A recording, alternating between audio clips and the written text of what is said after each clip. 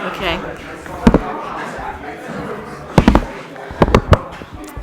Good evening. I'm going to call the meeting of the New London Board of Selectmen to order. Today is Thursday, December 14th, and the first item on our agenda, we have here our Water Precinct Commissioners, Ken Jakes and Rip Cross, and they're going to talk a little bit, or give us an update on what's going on with the Water Precinct. So that's what we're doing tonight? Yeah. So that's what we're doing tonight, I take it, is an update, because the way it was left, Bill's been coming to all the meetings, and I suspect most of that information's worked its way back up here, uphill. But I'm more than welcome to update you on where we are. We made a couple decisions at the last meeting, and then I can answer any questions that people might have, if that's fine. Yeah, that'd be great, Ken. Where do you want to start? Ken, just, I think it would be useful also to recognize the fact that a number of the people in the audience are probably here because they've either received an email message or read something on Facebook in the last few days about your last meeting. So, Oh, okay. so they're interested in both the water main time schedule and what it means to us in terms of what the town will do on Main Street, and they're also interested in the longer-term question about water sources. Okay. Well, why don't we All start? things that we've talked about, and BB and Janet are aware of them, but you have an audience tonight that goes beyond the three of us. So why don't we start with the water main replacement on Main Street? I think that's imminent and is going to happen. I don't know if it's going to be in 24 or 25. The RFPs are probably going to go out. The engineering is done. The engineer's estimates on cost are in. You probably don't want me to tell you about that, but that's a substantial amount of money. It's going to approach $5 million to do the Main Street replacement, and that's about 1.1 miles of 12-inch water main from Holman's Corner to Squires Lane. And, you know, if you drive that little section of road, you just have to see how much leaves off of Main Street, whether it be lateral mains, the number of services going to homes and businesses, and everything else that goes on Main Street that most people just drive over the blacktop and don't have any idea what's under there. But there's a ton going on under there. There's sewer mains, and there's also TDS has a bunch of their stuff running through there. There's all kinds of telecommunications stuff in that road. So there's a lot going on under that blacktop. And Ken, excuse me, could you tell people where Holman's Lane is, Holman's Corner and Squires, because not everybody. Squires Lane is up here, up past the college somewhere. Right, but Holman's And Corner. Holman's Corner is the big corner right by Spring Ledge. Yeah, So that's where we're going to start. We'll start at those two ends and hopefully get all of that complete. Those mains were put in 1950. They were not put in with the best of water main material that's called universal pipe. They're 6-foot lengths, they're bolted joints. We've found joints that were never bolted. That's probably not a good thing. And we've had well over 15, somewhere between 15 and 20 breaks, a lot of them more recently. Each one of those is a minimum of $15,000 to repair. Most of them are around $30,000. And that's if you get lucky and don't damage too much of the state road or the abutting properties. So the other things that we've had going on in the precinct with respect to, you know, finish paying off Colby Point, somewhere in there the roundabout got slipped in and County Road, that had to get paid off. And also the new tank and pump station at Colby Sawyer College. All of that is around $5 million worth of work that's happened over a 25-year period. That's all paid off. We're pretty much debt-free right now. And we started talking a couple years ago about looking into doing the Main Street project. We raised the engineering money, had the engineering and design done, and that's come to us complete now. And we are ready to go out for RFPs to contractors and see who might be interested in this project.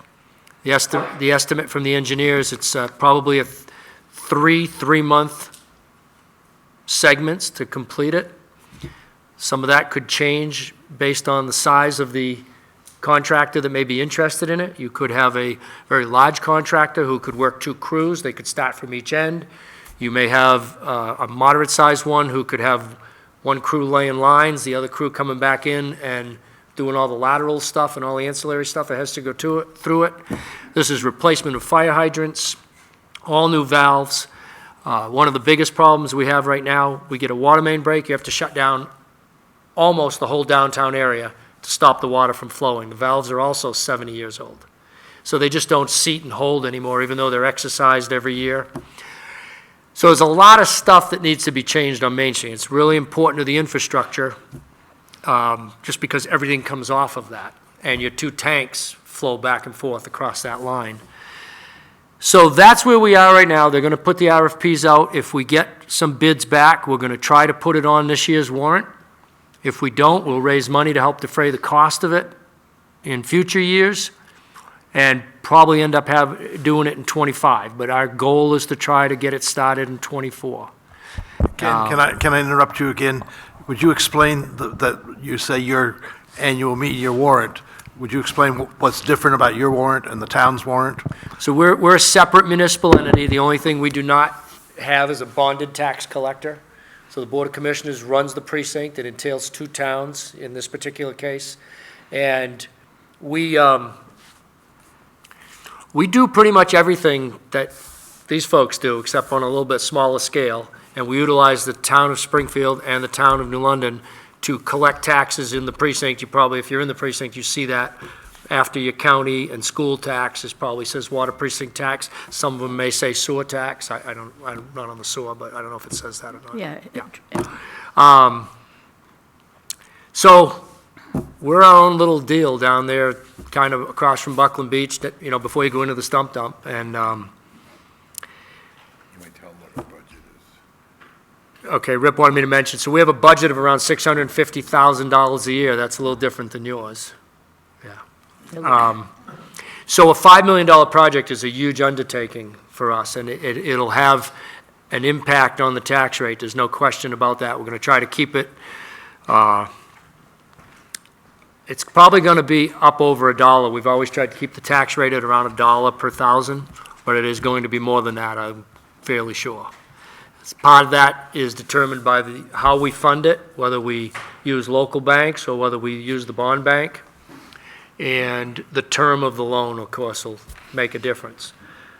The bond bank, I'm not as much of a fan of, because if you had the ability to reduce your principal on a yearly basis so that you can shorten the length of the loan, they don't allow that. If you take out a 20-year bond, you pay for 20 years. The banks are a lot more flexible. But right now, with interest rates where they are, we're probably going to pay more to go through a local bank. Some of that depends on what they're looking for to give out for loans, whether they're really aggressively going after municipal and commercial loans. I don't know. We haven't started down that road. We're just barely getting into that. So that's the Main Street project, kind of in a little tiny capsule. Along with that has been some major projects that have started in town, and I don't have to tell you where they are. There's the affordable housing out behind the shopping center, and the hospital project, and I'll call it that because it's hospital land, but the Continuum project. And those are big projects, huge amounts of water, huge demand on the system. And so as those got up and running and we got design plans and flow rates and so forth, excuse me, not flow rates, but demand rates and what they would require, that is a big enough change for the precinct that has to go through the state of New Hampshire, DES, and they have to look at that, make some determinations on what we have for available water and whether those are going to negatively impact the precinct. And both of them came back with, you don't have the water for this. And so that information was relayed to the 2 development groups. And my understanding is that one of them is in the process of probably putting in wells, and the other one is in the process of looking to see if they can put in wells. And the precinct has agreed that, and told them that we would be able to supply fire protection for those projects, because that does make a difference, is what they can do there. And that doesn't have a real negative impact. Knock on wood, they don't have a major fire, but we don't have that many major fires, so no offense, Jay, I know. But the impact to the precinct is we could probably help them when it came to, extinguishing a fire if they had to have it. So that kind of leaves us in a situation, and I'm just going to back up a little bit. Colby Point came online in 1995, and the anticipated lifespan of that was 30 years. When we first started with that, we talked to the realtors that were in town then. Debbie was just getting her feet wet with Osmond Sargent, so we had conversations with her on what they were looking to do in the community. How would that affect the build-out within the precinct? We looked at the available lands in the precinct that could be developed with the current zoning, and that's where the 30-year thing came from. Over the years, there's been some things that have happened in New London that have changed the dynamics of what the precinct is using for water.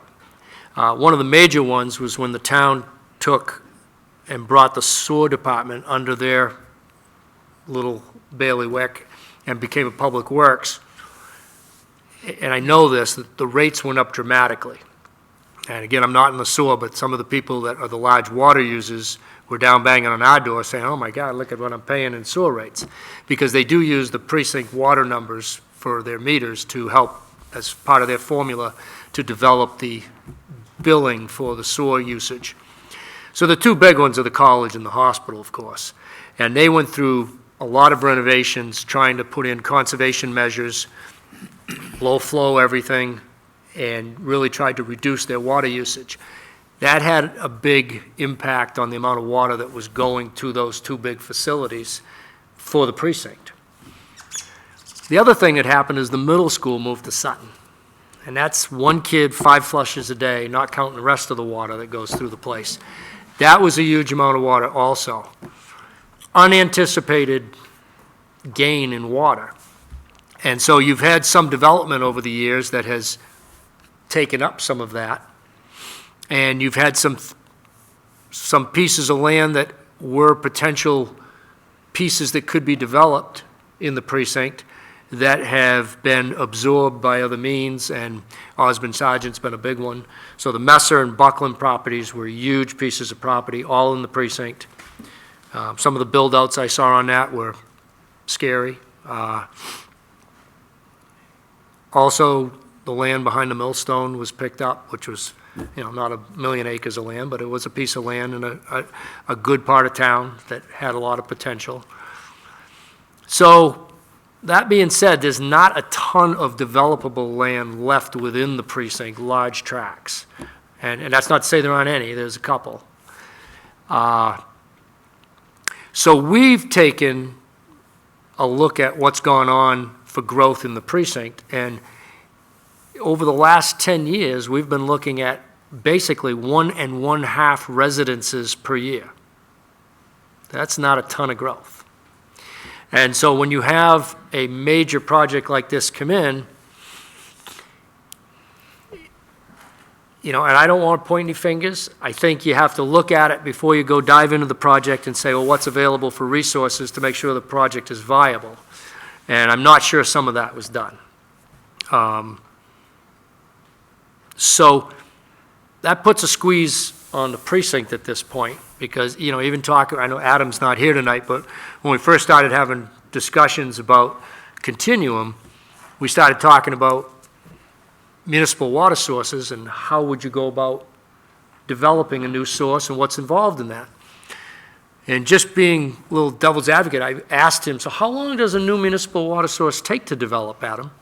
And he said, 2 to 3 years. And I said, that's more like 8 to 10 years. So, I think that type of time frame gets put in people's minds that it's very easy to develop a municipal source, but it's not. And even Colby Point took us an awful long time to develop. So last year, we asked for monies to look at what are the water resources that are available in and around New London. So a couple things to keep in mind. We all know New London sits at the high point of the land, the main town. There's plenty of rock and ledge where New London sits. Colby Point are gravel-packed wells. That is an aquifer. Some of the recharge comes from Little Sunapee. Fortunate to have it. We were fortunate to have it in the 90s when it, with a lot of begging, became available. And that's not to say that Colby Point's not viable. It's running probably 25 to 30% less efficiently than it did in 1995. So you've had more water demand on it, and by the same token, the wells have lost some of their efficiency because they've started to draw in fines, which doesn't allow them to bring as much water into the well bore, is the easy way to say it. So Colby Point still supplies around 550,000 gallons of water a day. In 95, when we looked at it, and they do what's called a 5-day pump test. They pump it for 5 days, 24 hours a day, and they determine what's the capacity of the point. Capacity of the point was 750,000 gallons of water per day in 1995. But that being said, it's never run at that level. It's only run at around, at the most, 630,000 gallons, maybe 650, because at the time, the hydrogeologists and the engineers said you can't just run it wide open or you're going to short circuit it in a very short period of time. So we throttled everything back and ran it. So it's, it's lost that. But when you look at the 30%, you're looking at the 750,000 gallons a day, which really wasn't a number you could grab. 650 was more like it. 550,000 is a number we approach now, but that's a maximum daily. And the way we gauge where we have trouble is typically in the summer months, typically if you have a very dry period of time, and typically if everybody wants to have their grass green. And so you have seen a couple of water bans. Some of them have been voluntary. I think we had one that was mandatory over the years. And what triggers that is we have a 1 million gallon storage tank in the woods up behind Twin Lake Villa. It's a mile from the tar road, and it's at the old reservoir site. And if the pumps are pumping full-time, all the time, and that tank is not making water, it's losing water, we have a problem. Because you get to a point where you may be starting to see you're not going to make enough water to provide domestic water for the community, or if it gets to a point you might not have enough water for Jay if he has to fight a fire. Now, that's a little better now because we have the 500,000 gallons here in town with fire pumps at Colby Sawyer. And that water is potable. It is rotated on a weekly basis. So that helps a lot, but it's still not perfect. And so that's what we use as a criteria. If the wells can't keep up with the demand, then we have to look at putting on some sort of a ban or asking people to conserve water. As I said, that's not happened very often. And even in 2 years ago when we had such a dry year, we didn't have to do it because a lot of it depends when the dryness starts. If it's at the beginning of the summer, people have their plantings in the ground, they don't want to lose them, they're worried about the grass isn't going to be green all summer long, so they start watering. If it happens in July or August, most people have given up on their lawn at that point anyway, they don't care. And I mean, I know it seems a little funny, but it's really not. That's what people do, and that's the mentality, and we've seen this time and time again. So we put $30,000 in last year in a warrant article that was approved. We had the engineers. We used the same engineering firm that's doing the Main Street project that we've used for the tank at Colby Sawyer, that we used at Colby Point for the Colby Point wells. They've been with us for a long time. And we asked them to look at, is there any more available water? Because to be fair, the precinct has studied the available water that is in and around the precinct quite a few times. I mean, we were doing that back in the 70s. And D.L. Maher was doing a bunch of hydrogeological work looking for other sources of water because Morgan Pond was probably not going to be the end-all. Even in the 70s and 80s, that was realized. One thing that changed everything was, in I believe it was 89, the federal government came out with the Safe Drinking Water Act, and the Safe Drinking Water Act was then, like every other act that comes out of Washington, and it's proposed to the states, and you get a choice. You either accept it or you accept it. And New Hampshire accepted it. And so that put pressure on us because surface water, untreated surface water, which is what Morgan Pond was, with open reservoirs, was no longer an option for us. We had to, if we were going to treat Morgan Pond, we would have to treat the water and then still have a storage facility for it. So the tank was coming no matter what. And then when we looked at doing some sort of a filtration system for Morgan Pond water, which because of the watershed up there is very high in tannins, very high in organics, both of those trigger, once you chlorinate the water, you trigger suspected carcinogens is the nice way to put it. So they, of course they're concerned about cancer-causing things. And trihalomethanes are one of the ones that are generated from using chlorine in highly organic, highly tannic water. And I don't know if anybody lived here 45 years ago, but the water was tinged brown. And it was always like that. You fill your bathtub, flush your toilet, it was like, what is the matter with this water? That was the way the water was. And it came out of the woods that way, but it was chlorinated and it was adjusted for pH and off into the system. It went, but the Safe Drinking Water Act identified problems with chlorinating it. So we went to the state about trying to treat that, and the state said, well, you don't have enough water in the Morgan Pond watershed to spend that kind of money to treat that water. So that moved us to the next phase of, well, where do we look for water? And one of them was to look at Little Sunapee, because that was the closest proximity. There was some thought about maybe putting a pipe in Herrick Cove, because the water mains come very close on Columbus Ave to being close to Herrick Cove. But that's very far removed from the precinct. It's on a peripheral boundary. And then there was, of course, Colby Point. And those were the three things that we looked at that were suggested by the engineers. Colby Point was by far the best option. That being said, we knew when we went into it in the 90s that Colby Point had X amount of water and no more water. That aquifer was going to get developed with the 6 wells that are out there, and that's the most water you can get off that point. And when we were talking with Jim Cleveland, Jim said, you're going out there now, you're going to make a mess. Take all you can get now because you're not going back. And that was the agreement. But we knew that we probably wouldn't get more water out of there anyway, and the engineers said that. So with a lot of schmoozing, we were able to get Jim and Hillary on board to allow some agreement to use Colby Point. And it's served the town well for a long time and is going to continue to serve the town well for a long time. It's not going to allow for big projects.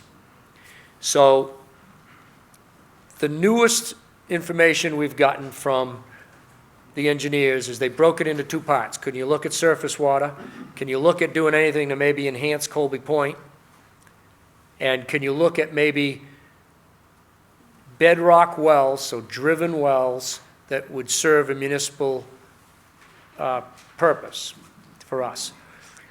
And I'll start with the Colby Point one. Colby Point, we could do a few things out there to try to enhance the well field, but it's not going to, it's only going to provide more life for the precinct as it exists now.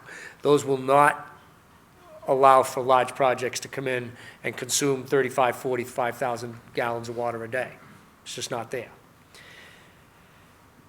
Little Sunapee, that was an option at one time, still an option. The engineers came back with what would be involved with that. It would probably mean having a draw somewhere off of the old Camp Sunapee, which is the deepest part of Little Sunapee. We're told there are no restrictions on the part of the state for having a water withdrawal, but that's not to say that the precinct wouldn't have to look at some sort of maybe setback from the actual draw just for safety purposes, as far as people swimming right there. Now, granted, this is out in the middle of the lake, but also boat traffic over that. And at the end of the day, Mike, who was our engineer, and did that part of the project said, I would not recommend this for the precinct. That price tag came in at $23 million. It would involve the precinct finding land, because, I mean, we're on a postage stamp over there by the state sheds, and you'd have to have a treatment facility and some sort of a pump station, because you'd be at the same level as the lake, same level as the water mains. So it'd mean taking water to the treatment facility, treat the water, pump it back into the system. And that's charge of money. And I'm, Bill heard me say it. I remember, Steve Ensign's sitting right there. He remembers what it was like in the 90s with just using Colby Point, not even the lake. My guess is that would be a difficult sell and could probably end up with some legal action against the precinct. I don't know that for sure. I'm anticipating that would be a problem.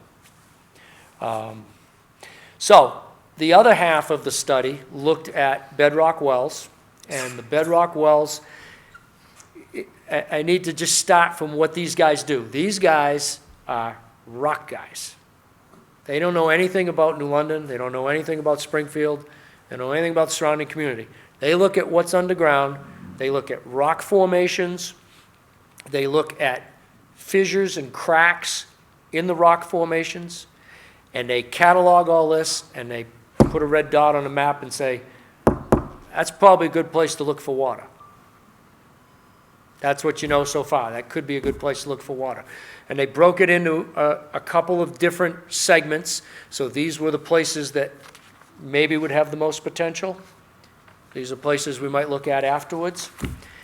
And just to give you an idea of the scope they're looking at, I mean, if you go down Route 11 and you're headed towards Wilmette, they got the little ball field over there.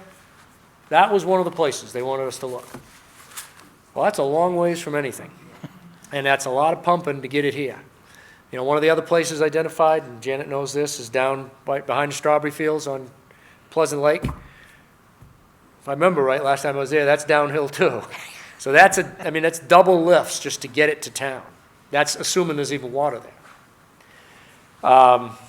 There was no magic bullet that this is the place to go and you're going to get water. And we asked questions, for example, when Colby got the land that runs pretty much from where the Kelsey Fields are down towards Hall Farm, there was a disagreement as to whether that land was in the water precinct. And so the precinct paid to have the precinct boundaries pretty much perambulated, but it was a reevaluation of how the precinct was formed and where were the boundaries. And it turns out that even though their property card said they were in the precinct, they were not. And so they were forced to put in a well.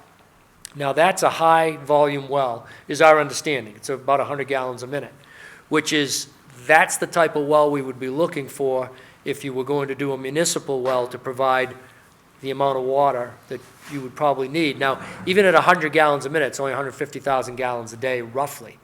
So it's not one well, it would have to be more than one well. We asked, well, why wouldn't Colby's well be a good well? We already know what they're getting for flow. And the rock guys told us that just because they're getting that flow doesn't mean you can do that 7 days a week, 24 hours a day, forever. And so when they look at stuff, they look at it as, is that a sustainable source of water? And we did ask the question, which is an important question, what's something like that cost? And that's a 6-phase process to develop a well with no guarantees that you're going to get water. But you would know that in the various phases when you first start into it. But that was estimated at half of the cost of Little Sunapee. So it's still $11 million, roughly, to develop a well. And some of those locations are, the ones that were most promising are down near Mesa and Clark Pond. Still way outside the precinct, but the town, I believe, according to Bill, does own some lands down there. There are some conserved lands. We don't know the details as to whether there are any restrictions as to whether you could do a well or not. I don't know that. So we took that information back from the engineers, and what the precinct has said is the commission has accepted the engineering report and looked at it from a cost-benefit basis to the precinct to try to develop something like that, and came to the conclusion that we don't have the monies right now with the Main Street project to embark on that type of a project. There's just no way you can do it. You bankrupt the precinct. Or you'd tie its hands for so many years that you wouldn't be able to do any of the other maintenance. And so that being said, suggestion was made when Bill was at the meeting that maybe the town would like to look at being in the water business for a new source of water to accommodate these big projects that are coming into town. And some of it has been, some of the things that you see are a function of some of the zoning changes that, and the few that have happened so far are a few that have happened so far. But if I understand it right, at the meetings I've been to, there are going to be more zoning changes proposed that will affect the density in the precinct. Is that accurate? If you stay tonight, you will hear about some of that. I'm probably not staying for that, but I'll have to read it in the minutes. So with that, you know, and I said this to Bill, and Janet's heard me say it too. For the last 25 years, the precinct has operated under the premise that Colby Point is a finite amount of water. It's a natural resource that we should try to preserve and conserve as long as we can. And we've been diligent about not expanding the precinct, because there's been people banging on the door wanting, you know, a new development just outside. We're right there. Oh, you get more tax revenue. Well, you get more tax revenue, but that doesn't help us build an $11 million or a $20 million project. It's not enough tax to counter it. So the precinct has stayed relatively intact, except for the changes that have taken place with land being pretty much taken off the development tax rolls. And with the zoning changes, you know, I know the one that was done in the commercial zone that allows for a unit to be put onto, for example, a building on Main Street could have an apartment out back. You know, Adam told me that the build-out on that was over 100 units, potentially. I think it was 108 is the number. That's not to say that's going to happen, but it's hanging out there. And you have, of course, Twin Pines, which I think is going to happen either way, but that will be on wells. And I think, talking to their powers to be, if they go on wells, they're staying on wells, is what we were told. Continuum has a harder road to hoe because they've pretty much absorbed development on all of their land. So they don't have a lot of place for wells or a wellhead protection area. They're kind of in a little hole down there. I got a feeling everything runs down that way. So I don't know what success they'll have with that. I do think they are talking to engineers, is what we were told. So with also, I believe there's been a couple of changes in the institutional zone that were in last year's zoning changes that allow for the institutional zones to have some sort of affordable workforce housing. And again, I don't know everything about the zones in New London. I'm just going to say that I think the hospital and the college fall under those two. So that would allow for those two facilities to also be able to put some sort of housing in. And again, they would have to come to us to see if we had the water for it. But again, without knowing what's on the table, what the design is, and how much water it's anticipated to use, you're just speculating. We believe that we can handle the growth as we've seen it for the last 10 years. That 1.5 units, I know that where Lemon Twist was is going to be 5 units. We looked at that. That's not a major impact on the precinct. 50 of those would be. And, we just have to look at it on a case-by-case basis. And when you get the big ones, we'll have to still, rely on the state to give us some guidance. And the precinct is going to probably look at whether we can do something to augment Colby Point a little bit, or have some less costly supplemental water supply to help Colby Point along. But, you know, today, that's where we are. And, you know, I'd love to be in a position to say, well, we're gonna, no problem, we'll go borrow that money and we'll put a big well in and everybody be happy. But we're not in that position, and particularly with Main Street. So that's kind of where we are right now. And it's not what everybody wants to hear, I get that. So Janet, that's essentially an honest trail of what I've been hearing for the last 6 months. So thank you, Ken, for doing that, because I think it's useful for the 30 or 40 people in the audience to see that. And that's, I did not hear a single thing that I've not heard before from you. So thank you. Thank you, Are Ken. you taking questions from the audience? Yeah, we Oh, you will. are. Okay. Phoebe, do you have any questions good. of these guys first? Back to the Main Street project, are you looking into at all any kind of grant funding to help along with that project? We are. Bill's heard this too. So we have never gotten a substantial grant to do anything. And we get kicked out because of a couple of things. One is median income. This is not the low rent district of Merrimack County by any stretch. And the other one that we've had a lot of trouble with is when we look at these grants, you're encouraged to apply for them. And the last one that we applied for, we had the engineer do the grant writing for us, and he sat right there, and we've been with him for a long time. He sat right there and said, no problem, you're gonna get most of this. Well, when the grants came out, we got zero. And out of 138 or 139 projects around the state, we were 137, 138. So we sat down it was during COVID, so we had to do it via Zoom. And the commissioners sat down with the superintendent and with the state, who was allocating the grants, and said, what's going on here? I said, we thought this was a slam dunk. We'd be getting this money. And his comment was, well, there's a lot more communities and systems out there that are in worse shape than you are. And my comment was, okay, so why don't we just quit, let the system go to hell, and then when we're in bad shape, we'll qualify for the money. And he said, unfortunately, that's the way it's set up right now. And I know the thing, Rip sent to me what you sent to Rip about that EPA money. And I think when I read that, and I looked into it a little bit more, it's not more water, it's clean water that's really for.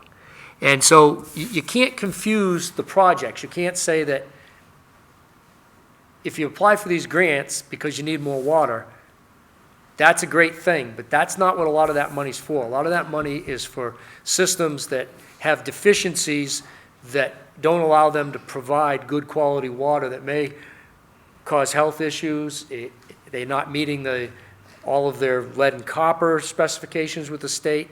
They may have some bacteria issues. Those are the types of things that the state's looking at. Like Londonderry got 3 of the top projects. I mean, millions of dollars. I don't think Londonderry is hurting for money. I just don't think that. When I look at what's going on down there, I mean, there's a house every 2 feet and condos everywhere. But that's what we've found with the grants. And so every grant that becomes available that we think is viable, we will apply for. Now, we have gotten some for like the asset management program that we're doing. That we've gotten money to do. And that's helped. That's, $40,000, $50,000 here and there. And it's good and bad. You're under the microscope of the state when you take that money. It's not, we just go out and do the asset management. Everything has to go through them, and then it comes back to us, and then we go do it. So, yes, we have applied for grants, and we've paid for every nickel of everything that we've put in. The roundabout's a good example. Jesse, God love her, was, it's only going to cost the town 10%. Well, that was great, except that you knew if they put that new roundabout in, you knew all the water mains that were under there were going to break after the roundabout was in. So we really were forced to have to do something, and that was $550,000 that we didn't anticipate. And we went from Mess's Corner down to just beyond Hubert's, and then the hospital was engaged in an expansion, upgrade, updating at the time, multi-million-dollar project. And we encouraged them to bring the water main down to Crescenti's barn, Jimmy's barn, and that went through. But, you know, these little things chip away at you when you're trying to, and no money for that. You know, there's no, that's just an upgrade, that's maintenance. So I think that when you look at the grant stuff that goes out there, you have to read between the lines and see that a lot of it is quality and health related, not quantity and want related. That's how I would sum that up. So, and that's not to say we're not going to Okay. continue to look for that, but we do as much as we can. Bill, do you have any questions for Ken? Okay. All right. Does anyone have any questions? If you do, would you please come up to the podium and turn the mic on? You have to see the green button. There's a little black button. Press that. Thank you. Hi, Russ Moore from the Bike Walk Coalition. Just two quick questions, and I haven't attended recent Board of Selectmen meetings, so it's possible I'm not totally up to date, but one is when the water line replacement project is initiated, there may be some ramifications for traffic flow around Main Street. It's all addressed in the bid. Right, They so- are responsible for that. We've talked to Emily. She was in at one of our meetings. She's aware of what she's aware of what the engineer has proposed, and there's monies in there for her people to be involved on Main Street. You're gonna see the most involvement from New London Police where there is a road that comes in to Main Street. That's where we will be looking for their help. So will the project be done in sections, like you'll close off one section? No, the Or will you idea be is to doing the have whole one thing? one lane flow. So does that mean that the traffic may flow through residential neighborhoods like Everett or Barrett Road? And that could, I mean, there may be some impacts in terms of traffic safety and pedestrian safety, so that's why I'm raising the point. So that was brought up, we talked about it. There's not gonna be able to be much you can do about the people that know how to short circuit the system. So the people that are driving through town that don't know where Barrett Road is are probably not gonna go down Barrett Road. But the people who know how to go down Parkside to get to the other end of town are probably gonna go down Parkside. So I think that's going to be a problem, but a short-term problem. I mean, it's not like they're digging in one spot for 3 months. You know, they're gonna go from Holman's Corner, I believe it's all the way up to, how far were they coming? Were they coming up to, by the entrance to the old entrance to the central school? So they're gonna that's gonna be one phase. And then from Squires Lane, I believe it comes all the way down past New London Inn. And then the harder part is right in the middle of town. It's gonna come from New London Inn and tie those together. That's the way it's gonna be proposed to the contractor, but if they have different ideas, different ways they wanna do it, again, without seeing if anybody, I don't even know if anybody's gonna bid on the thing at this point. I hope they do. The second part of my question quickly is, will the sidewalks be disrupted in the process of the water main replacement? If so, Yes. is there an opportunity to upgrade, improve the sidewalks? Or will, I guess if they are disrupted, will they be put at least back in their current condition? That question's you. been asked a bunch of times. We are going to fix what we break. So whatever disruption we create will be put back to as it is or better. There was some talk about maybe trying to tie I think somebody's looking at doing sidewalks in New London. When the sidewalks in New London are redone, they're gonna have to meet different codes than they meet now. And that really, our engineer has told us, you don't wanna be mixing the two projects, or you will never get Main Street done. Ken, Bob Harrington, the DPW director, is in the back of the room, so he's your man. He's hiding, but he's there. Get here late because you were working on sidewalks? Is that what we've talked about at this point, is we're gonna fix what we break? And at some point, the town will delve into a sidewalk project? Correct. That was my understanding, so. Anything that we break, we'll fix. We're probably gonna pave Main Street to the center line. is what we're hoping that the state says, because that's a major part of the project, the repaving of Main Street. They've been good about that. We think we can stay, we're going right in the same trench of where the existing water main is. So hopefully there we don't have to get into blasting, because they've already dug the trench. We're just gonna excavate what's there, pull the old main out, put the new main in, and tie in all the new stuff to it. So all services will be changed, stubs for hydrants will be changed, lateral lines feeding right and left off of it will be changed. All that's gonna get changed, with a huge amount of gate valves going into the system, so we can isolate. You know, if you get a water main break, you're probably only gonna lose water in a very small segment of town, because we can isolate that. And as I said earlier, right now, it is a nightmare to shut the town down. So that's what we're gonna do. This is what the town's been waiting for with regard to the Main Street sidewalk. Once this project begins, we will definitely renovate what we have, make it better. So that was our goal when you all were ready to do it. All right, Bob, did you want to ask something?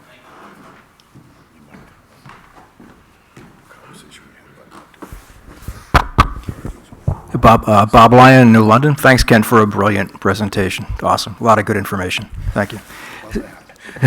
So, help me out with something. I listened to the whole presentation. I might be missing a key piece. So what I heard is that we have the Colby Point water right now working pretty well. It's got some issues, and we may have to have some, I'll call them brownouts during the summer. If we get into a drought condition, we may have to have a water usage warning, something like that. But separate from that, considering the growth that we have, 1 to 1.5 new homes per year, and you stated we can accommodate that. You also mentioned that Continuum and Twin Pines, they're going to have to drill their own wells. So that, to me, negates them. They're out of the picture. We're going to help them with fire control, that kind of thing, but they're certainly not going to be getting our water. So what am I missing here? What is the big issue, except for maybe being prudent in the future? I mean, Colby Point's not going to last forever. Eventually, we may have to do something, but it sounds to me like it's almost a back burner project. There's nothing impending that's going to really, what other huge developments do we have coming to town where we need to do this? It's not that you have huge developments, it's that you have more development. So you're, as I said, you saw the 5 units go in behind Lemon Twist.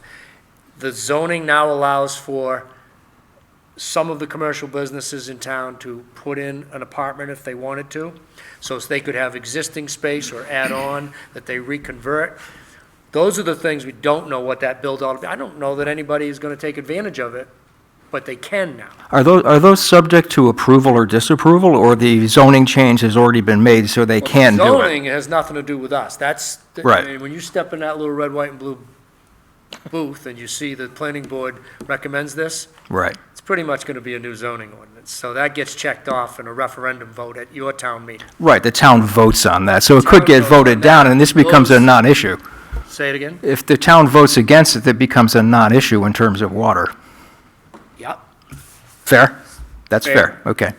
So, other than that, List of the ones they voted against. I mean, that's what I'm saying. Yeah, I there's, sit on the you know- planning board in Springfield. gotcha. Almost all zoning ordinances, I don't think a ton of people come to the zoning hearing for it, because you do have to have public hearings.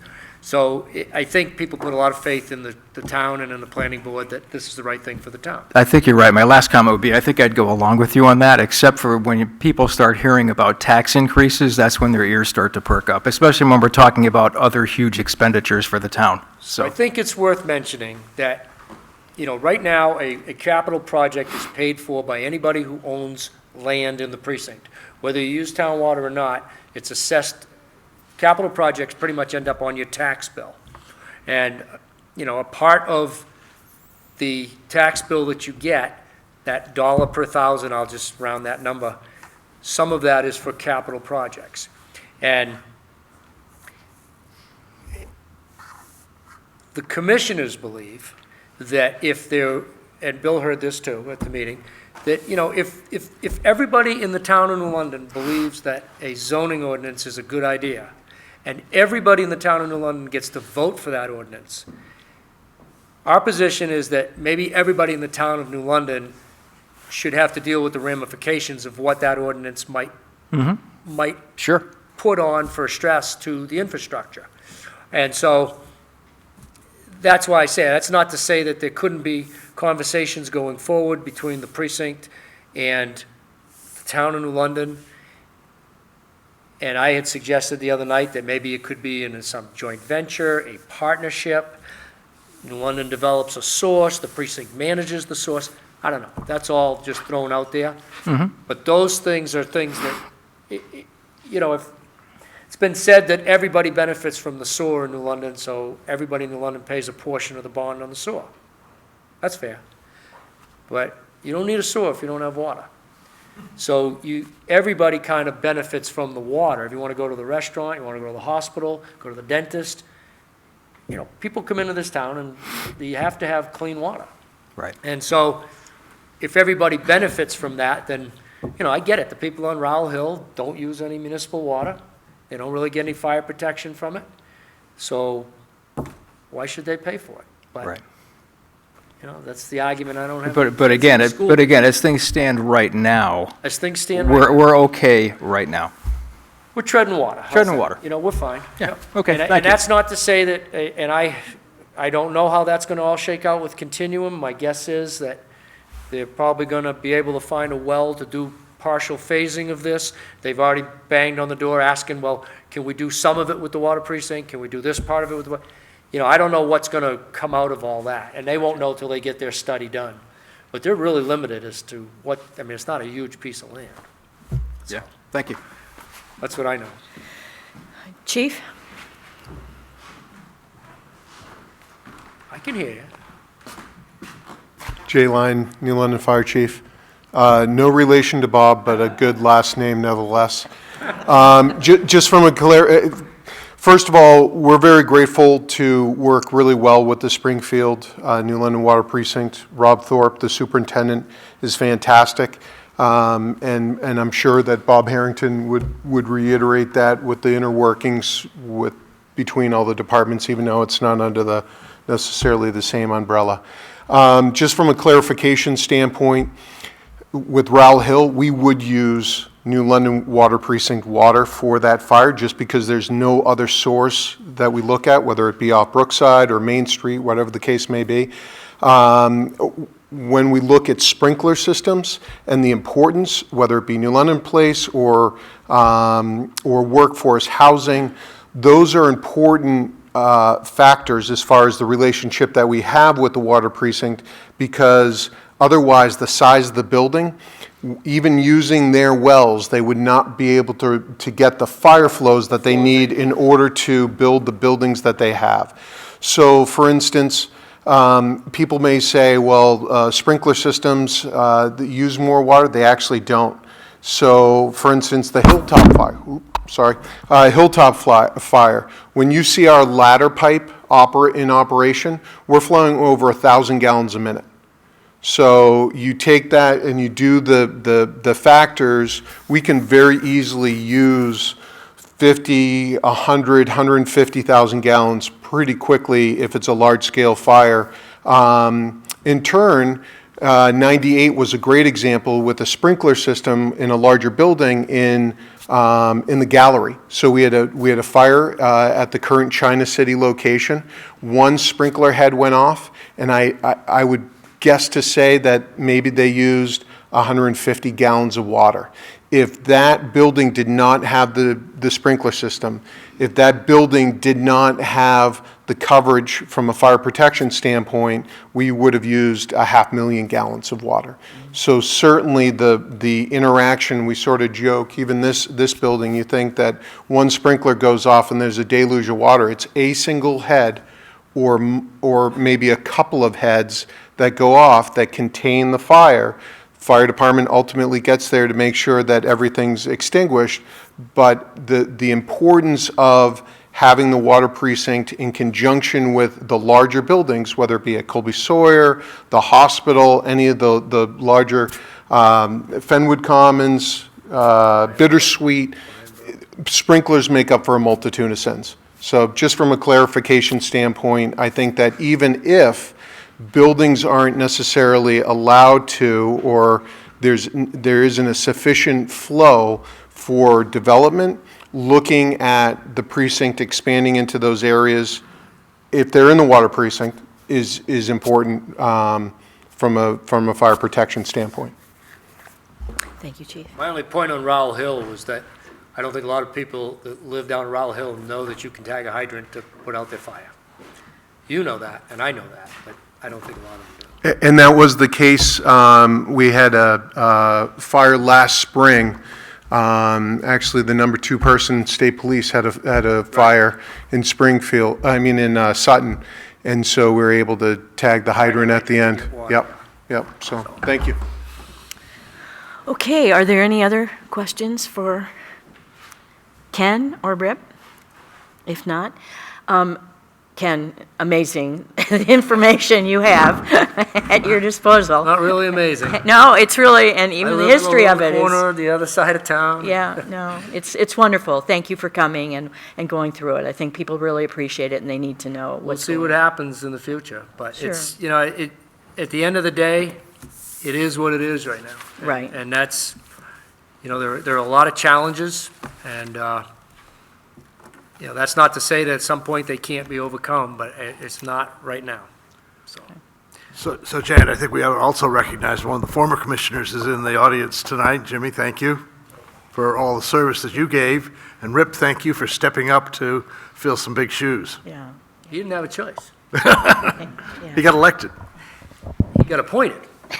Then he and then got elected. Yeah. But a lot of your history is contained in the head of the gentleman sitting in the audience tonight, too. Oh, yeah.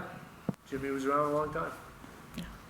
So, We good? yeah, we're good. Thank you. We'll keep in I'll read touch. about your zoning amendments, and then I promise I'll read about them. All right. All right, thank you. Thanks, Ken. Thanks, Thanks, Rip. everybody.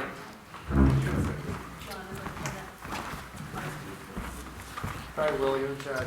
All right, take it easy. Have a good night. Good luck with it. Yeah,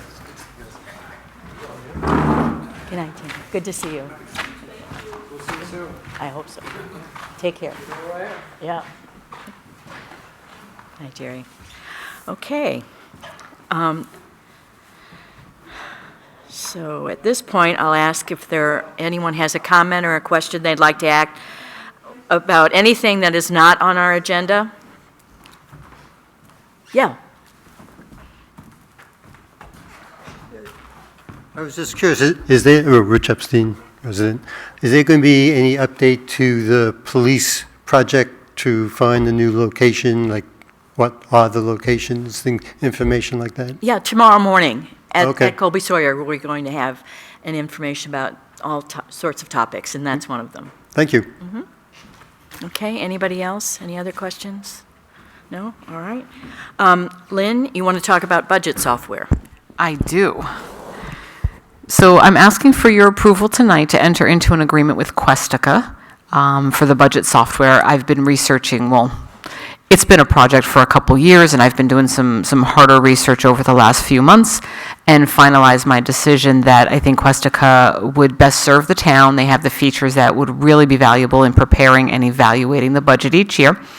Some of them, just to give a quick highlight, the software will include modules for personnel, budget, and capital expenditures. They will load historical data with assistance from a town employee, me. Department heads will be able to work on their budget information all year and then send it in. There will be a forecasting feature, unlimited read-only licenses, so select board budget committee members will have access to reporting and forecasting information. They'll integrate with our current financial software, so they can pull data in from that on a daily basis for actuals. So they'll also provide necessary training for all employees, and they will also train several employees as a train-the-trainer, so we will have, the ability to be able to train new employees. The initial amount due is $24,625, which was appropriated at the fiscal '24 budget. So that the initial cost of setup and all that has already been appropriated. The yearly cost for the software, and this is what I wanted to make sure to explain clearly tonight, because some people seem to be a little surprised that there is an ongoing cost every year. It's going to be $20,000 and probably increase about 5% every year. So I wanted to make sure that everybody understood that before approving the software, because it's going to be hundreds of hours to get all the data in, and I don't want to turn around and have, next year, have it pulled back out of the budget. That being said, if at any point we do not appropriate the funds to continue, there is a non-appropriations clause which will allow us to cancel with 30 days' notice. Other than that, it's a 5-year agreement. If we do cancel, they will give us our data in a CSV format so that we can access our data and upload it into another program. Any questions? Lynn, how many employees do you anticipate to load the data into the system? Me? I'm hoping that I can maybe pull Wendy in, or somebody who has familiarity. Ann will help out, but it's going to be mostly on my shoulders. And how long do you think it'll take to do this? They said 3 to 6 months. Wow. So if I start in January, we'll be ready for the next budget season. Okay, all right. It's a lot. Bibi, do you have any questions? No, it came up last night during the Budget Committee meeting, this annual cost, the $20,470. So there is a 5% increase each year on that $20,475? That is correct. Okay, and you're planning to sign a 5-year? You're right, they have you sign 5 years, you commit to the 5 years, but again, if it's not, if the appropriation doesn't happen, you can get out of it. No, I was going to say, that's pretty par for the course now. A lot of software is now going to subscription, they're calling it a subscription service with an annual subscription fee instead of a big chunk paying upfront, so makes sense. And you did look at, how much were some of the other programs that you looked at? They were comparable. The one of them we looked at was about twice as much, and it was an outlier. The other one that we really drilled down to and had a lot of the features was the same price initially and just a tiny bit less each year, but they also had a hidden fee of $7,000 your first, so even though it looked like it was a little bit less expensive, it wasn't, and they would only tell me there was about maybe a 3% increase per year, but they wouldn't commit to an exact amount. And I just, they were non-committal on a lot of the questions that were asked. So do you feel that this program will be able to generate the reports that the Budget Committee has been looking for? I do. It can do forecasting reports. It can, and I mean, there will be a learning curve, but it can forecast out several years. It will go back several years so that you can look at the historical data. You also have the ability to do some what-if scenarios, and then you can save those as different things, which doesn't affect the main budget. You can't change numbers in the main budget, but you can say, okay, what if we continue on this trend, or what if we increase everything by 2%? So there is a lot of reporting value to it. And even what we can post to the website for residents to look at will be, like, for example, you'll see the fire department budget. But you'll be able to hover over any of the numbers, and it will pop them out for you to what is part of that number. Mm-hmm. So it's a lot of information, and I think it will be really good going forward. It's just a big project on the front end. Right, a lot of money. Yep. Bill, do you have questions?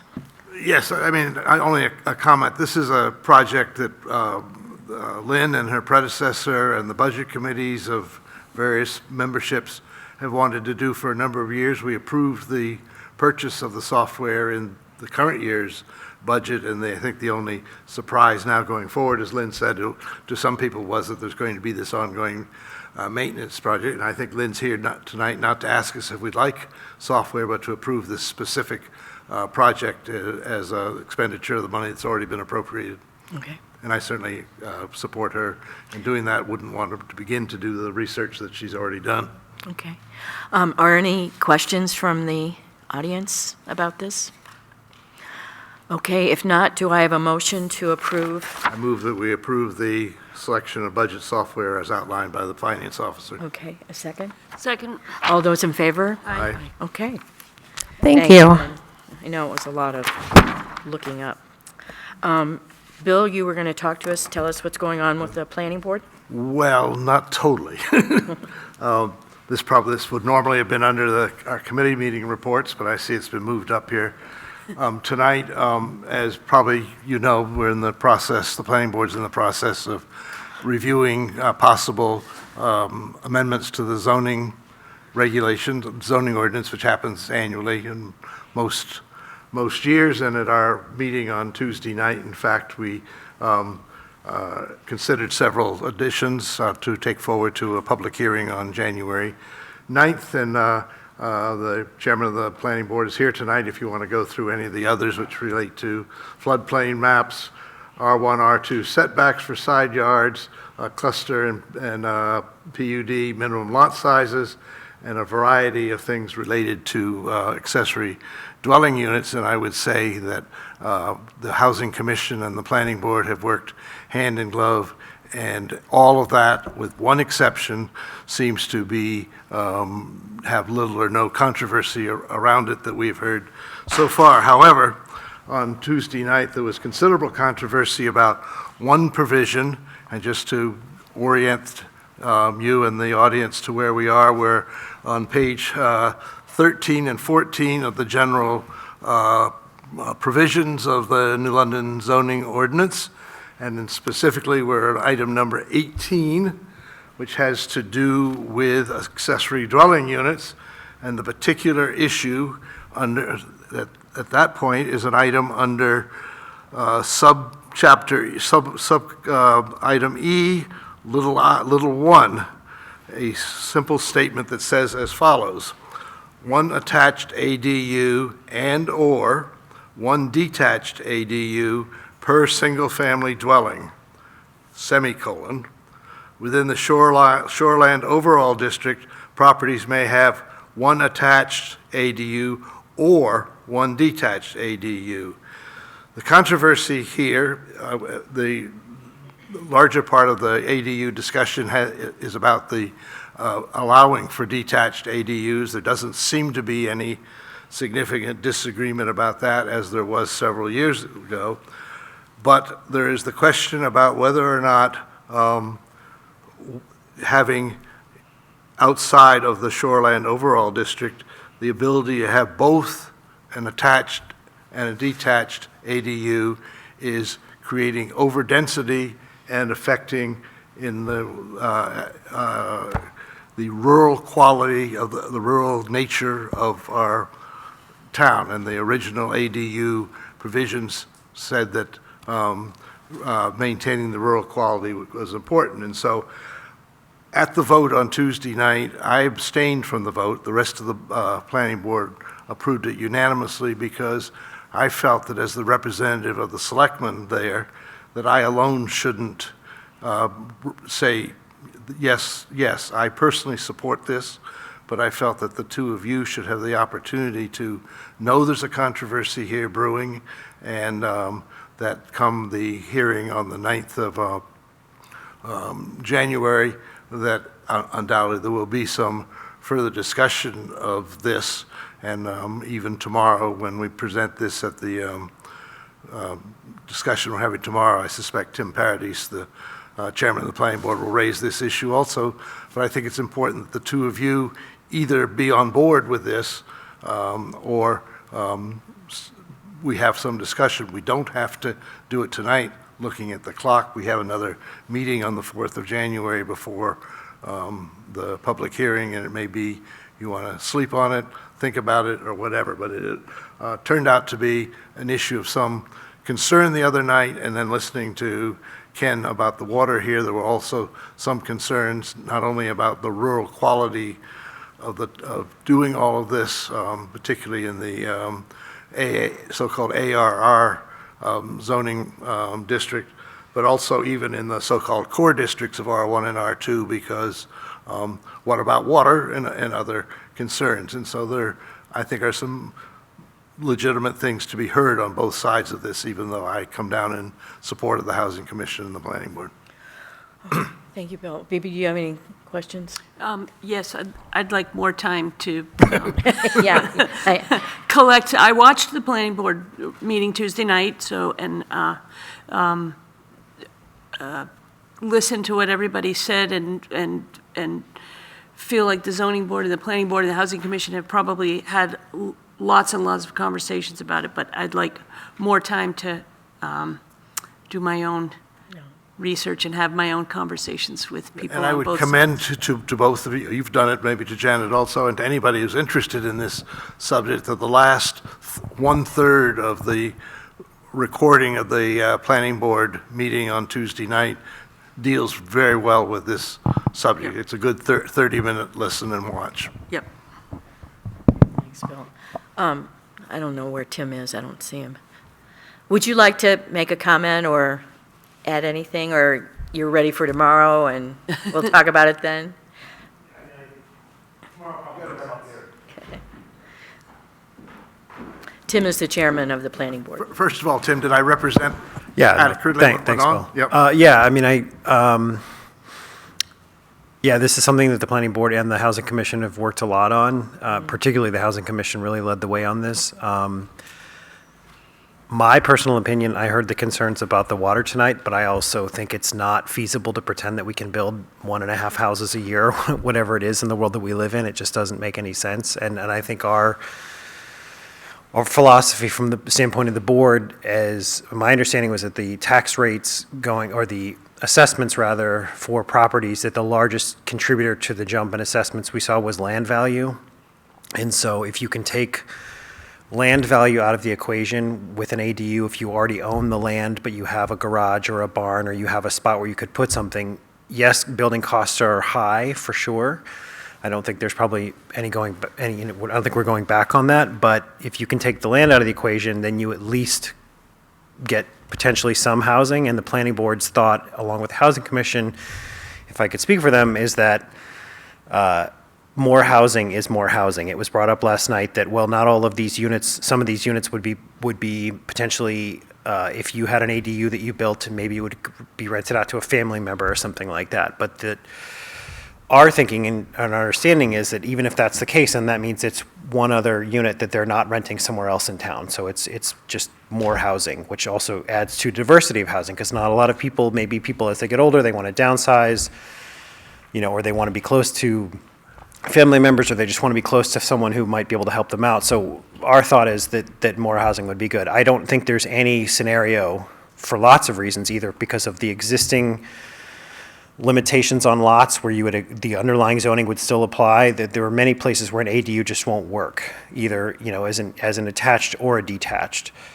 And also the costs are high, just for any, as everyone knows, for any kind of construction. So these ideas of the sort of build out scenarios that were brought up last night they're just not at all likely that we would see any kind of full build out of every house getting an ADU or something like that. It's not going to happen for myriad reasons. So our thought is, if we're trying to actually do something about housing and housing costs and allowing for the people who work in town to live in town, then we need to try to do what we can around ADUs.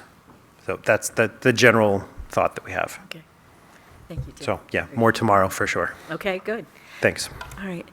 Steve, I see you're here. Did you want to make a comment about this tonight? Yes, briefly.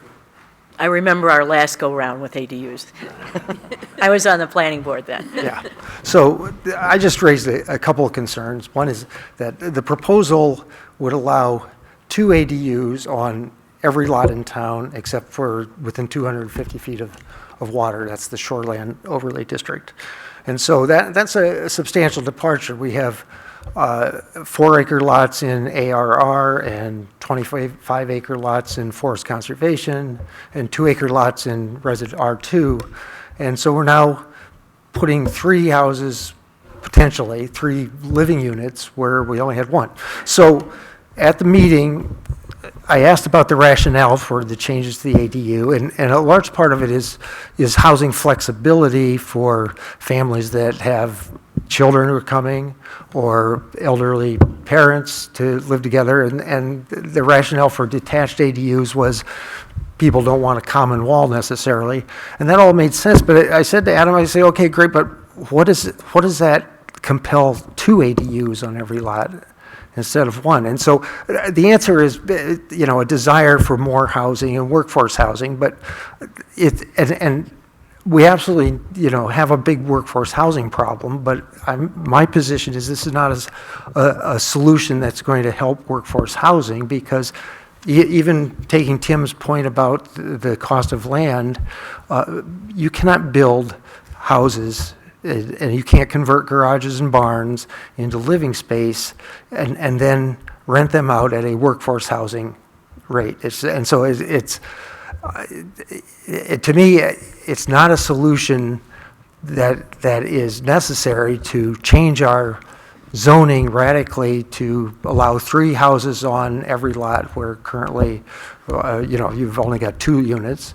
And so as a middle ground, I suggested that taking our focus on core areas, and if you look at the vision statement in the master plan, it's the first statement of vision is we will promote development in core areas like R1, R2. So maybe a halfway measure is 2 ADUs in the core areas, but not in ARR, forest conservation, and far out. So that's the issue I was raising, and I acknowledge that it's a difficult one because we have a workforce housing problem, and we need to work on it. So that's my spot. Thanks. Thanks, Steve. I think it's valuable to hear another opinion on this. Yeah.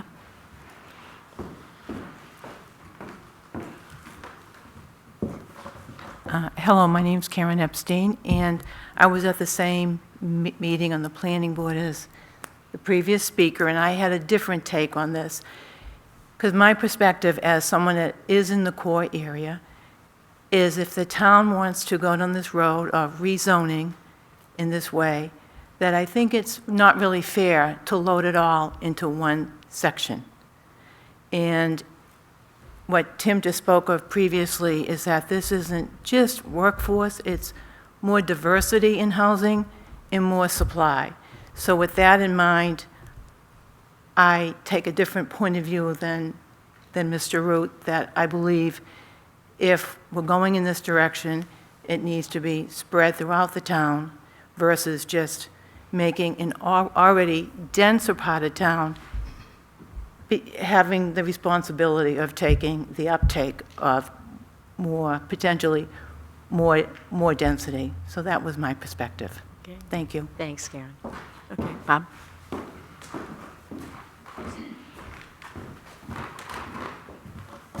Bob Lyon, New London. A little confused. I think we're putting in a 60-unit apartment building that's called workforce housing. I think I missed this whole effort to put more workforce housing in, and we're going to increase the density and allow people to put additional units on their property. I didn't know that I thought the workforce housing from Twin Pines was intended to solve that problem. When and how did this come up about changing all the zoning to allow even more, with an even more drastic effect on our water supply?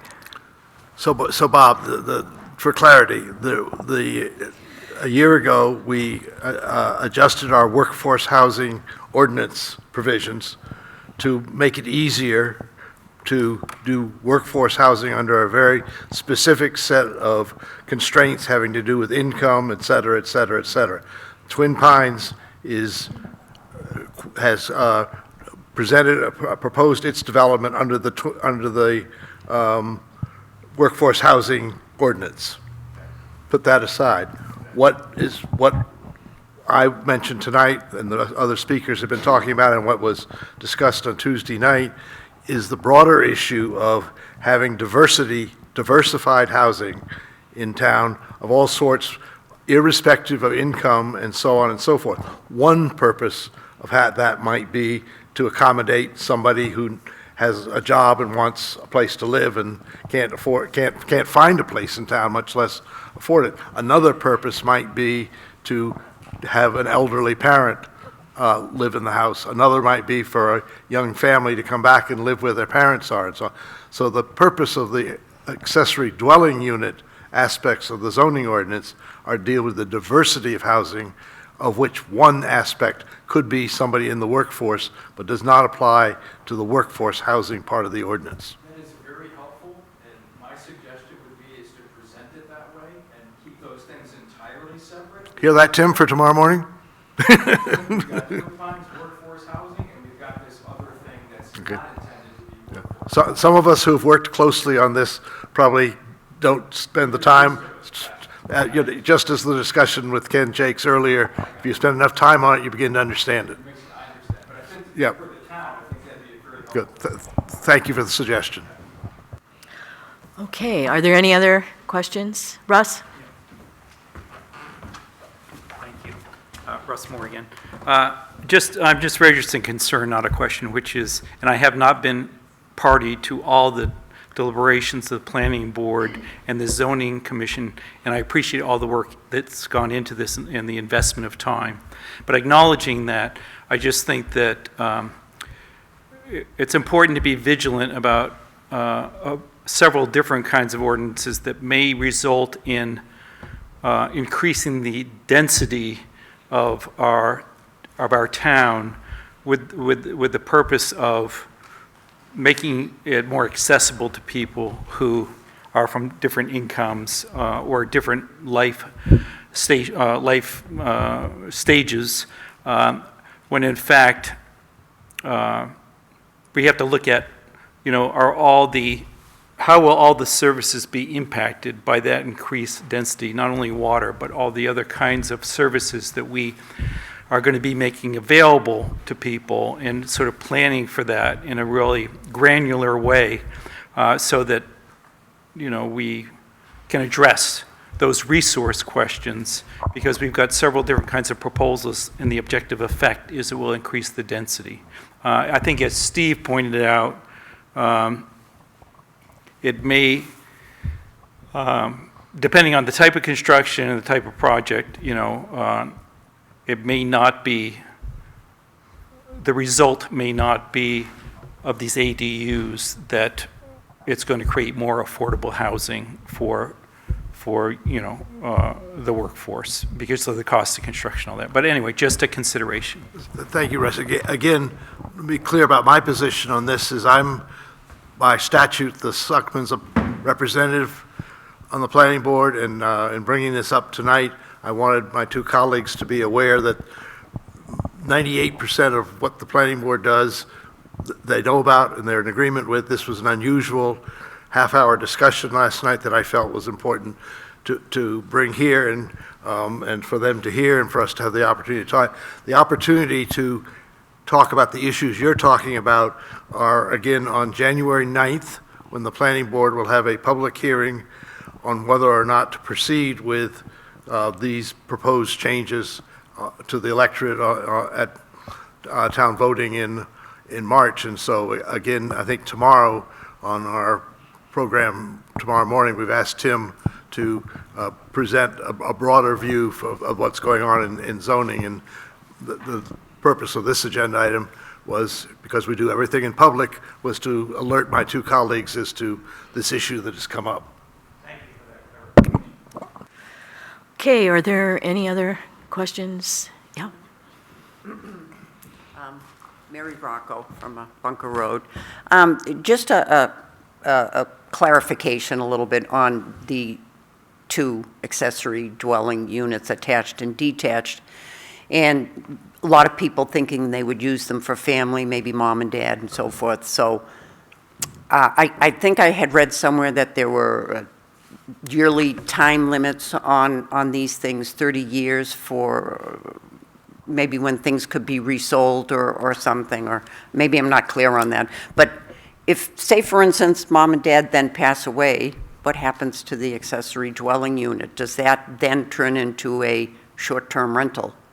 And here we go with the problems with density. So if we're having problems with water and the town wants to take over maybe the water precinct at some point, does that then mean that everybody in town is going to be contributing more for water for workforce housing?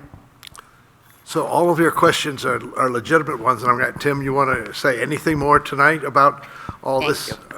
Because these are issues that the Planning Board and the Housing Commission do address at their meetings and so on, and obviously, most of the time, people are not spending time going to those meetings on, but there's a lot of background to the questions you just asked about what an ADU is, what happens to it, and so on and so forth. I suspect the audience doesn't want to get deeply into that tonight, but you're providing excellent work so that Tim will go to bed a little bit later tonight as he gets ready for tomorrow. Was that all right? Stay tuned, and certainly I think the planning board will be prepared to give a broader view of what ADUs are all about on January 9th. I'm looking at Tim again because there are people who are new to the concept here in town who may not know the history, and that's all fair. The population does change. Thank you for bringing that up. Okay, I think we're going to move on because we spent enough time on this. This is mainly the planning board's proposal, so I'm going to let you go to their meeting. Our next item is with regard to sidewalks, and Bibi was going to, Sure. you want to wait until Yeah. sort of,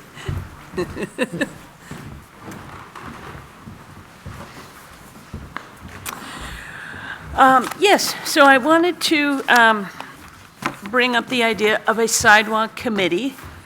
I have no idea how to form a committee or anything like that, but I wanted to run it by the both of you. So I think you both have seen the memo that Bob Bowers sent to the Budget Committee about the need for improvement of the sidewalks, as we've all been talking about, and some suggestions to the Budget Committee of money to put away for future sidewalks. But he also made the suggestion for forming a sidewalk committee with some interested people that use the sidewalks quite a bit around town, and we all know who those folks are. The Budget Committee also asked me to come to the two of you and put the idea out there for forming a sidewalk committee. I've talked to Bob Harrington about it. He's in favor of it. And so I think it would be a great idea. I've already got a whole slew of names that have been submitted to me of people that are interested in doing that. And I think it's important to have as many people in the community involved in talking about the future of not only the Main Street sidewalks, but the rest of town. And, not to say that we haven't already done a lot of work on sidewalks in town, and we've got money in a reserve account for it as well. But it's an important part of living in this town is to be able to have that accessibility for everybody, not just the walkers, but the bicyclists and the folks that are in wheelchairs and walking in walkers and people that want to live, that live in Woodcrest and want to go out for a walk and, those kinds of things, really important. And for the businesses on Main Street to be able to have a walkable town for people to walk up and down the street and go into their businesses. So, wanted to run that by the both of you if you are interested. I'm definitely in favor of that, but I'd broaden it to make it mobility committee, because we have many people that are not just interested in improving the sidewalks, but having bike lanes. And I think, and I know of several people that would like to be on that committee. So I'm volunteering you, Russ. and I think that once we get to the point of appointing some people on this, I think we can go forward. Are you in favor of it, Bill? In the long term, I am. As with the discussion we were having the other night, our last meeting on the dump road property, I don't see us actually coming to take any action on something that this group would do for at least 2 years, until after the work that Ken Jakes was describing and so on. You've mentioned Main Street several times, and that is the main focus. And so I wouldn't want people to think, we're going to get this group together and 6 months from now we'll have a plan and we're going to implement it and fund it and so on. I suspect this is a 3 to 5 year project, and so people who get engaged in this activity should also be willing to be engaged for a long period of time. I think it's necessary, it's one of the priorities of the town, but it's not something that I think is going to get acted on in the near term. Right. The near term being. Oh, I look at this as a long, Next 2 years. I look at this as a long-term project, yeah. And I think it's also important that anyone who serves on the committee understands that it will have a significant cost, not just installing sidewalks, but maintaining them, and whether or not we need more employees to do that, another piece of equipment to do it. So it's going to be a whole, it needs to be a holistic approach. I think what we're framing here is a dialogue a couple of years out at this point, given all the other things that are going on, particularly with sidewalks, until we get this Main Street water project done. Yep. I mean, the only thing I didn't like about Ken's presentation tonight was that he hedged on whether or not he thought he was going to get any bids. Right. That would not be a good outcome at this point. True. Okay, Okay, all right, we good? thank you. All right. Kim, Town Administrator's Report? We've been very busy at the town office with lots of people coming in to pay taxes, ask questions about how the assessments were arrived at. And so Will and Cara and the assessing folks have been very helpful with that. We put on a municipal matters with a Q&A in it to hopefully address some of the questions that people had. We've got some positive response on that. We have a heating issue at the Academy building, which we're working on. Currently don't have heat on the first floor. The lucky people on the second floor with the mini splits are in heated splendor up there. The rest of us have little space heaters, but we're working on that and hope to have it potentially fixed tomorrow. And we're all ready for tomorrow morning at Colby Sawyer. Hope everybody joins us in the morning. And I did write on the upcoming meetings that we're scheduled to have a meeting December 28th. That's not right. We'll be meeting in January, so happy holidays to everybody if I don't see you until January. Thank you, but I hope I see most of you tomorrow morning, 8 o'clock. All right. Bill, did you want to give us any further information? Not going to talk about the planning board anymore, but just quickly, the Waste Reduction Committee continues to meet, had guests from the town of Andover, Colby Sawyer College, and has begun to think about some regional solutions to problems. Okay. Bibi, do you have any? Just that the Budget Committee is moving along, reviewing of the budget. We've completed administrative, planning, assessing, town clerk, tax collector, police, fire, dispatch, emergency management. We've reviewed, taken a first pass at the library. There have been some questions that have come up that we're asking her to come back next week. And next week will be Department of Public Works, among others, and we're moving along. Okay. All right. So do I have a motion to approve the minutes of October 26th and December 11th? So moved. Second. All in favor? Aye. Okay. I just want to remind everybody that we have a winter gathering tomorrow morning at 8 o'clock in Wheeler Hall, and there's a picture of Wheeler Hall in Municipal Matters. Hopefully you all got it, or you get it, and we'll see you then. And also to emphasize what Kim just said, we're not having a meeting December 28th, but January 4th. Right? Any other business? No? I have some other business. Oh, you do? Okay. I just would like us to agree that it would be all right for Jennifer Redmond, who's a private consultant, to work with the town on preparing a grant application to the New Hampshire Housing Finance Authority on behalf of the town. Okay.